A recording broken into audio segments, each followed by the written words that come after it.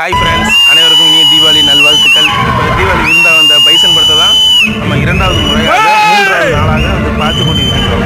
இந்த படத்தை பார்க்க வந்தால் திரைப்படத்துலலாம் நல்லா ஹவுஸ்ஃபுல்லாக தான் ஓடிட்டுருக்கு ஃப்ரெண்ட்ஸ்.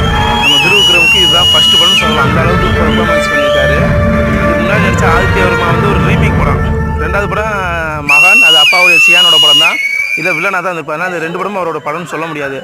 இவர் ஃபஸ்ட்டு அறிமுகமான படம்னா அந்த பைசனை தான் நம்ம சொல்லணும். ஏன்னா அந்த அளவுக்கு பெர்ஃபார்மன்ஸ் அள்ளி போட்டிருக்காரு. புலிக்கு பிறந்தது பூனை ஆகுமான்ற கேள்விக்கு தக்கன இருக்குது நடிப்பு. மற்ற 2 படத்துலையும் நடிக்க தெரியாத மாதிரி நடிச்சிருந்தாரு. ஆனால் இந்த படத்தில் நடிப்புக்கே மிஞ்சிட்டாரு. அப்பாவே மிஞ்சிற அளவுக்கு நடிச்சிருக்காரு. உண்மையிலே திருவிக்ரம் தானான்னு எல்லாருமே ஆட்சியப்படுற அளவுக்கு நடிச்சிருக்காரு ஃப்ரெண்ட்ஸ். நீங்கள் எல்லாரும் படத்தை போய் தேட்டரில் பாருங்கள், ஆதரவு தாருங்கள். உங்களை அன்புடன் கைகூக்க வரவேற்பது உங்கள் சகானி எஸ்கேஎன்.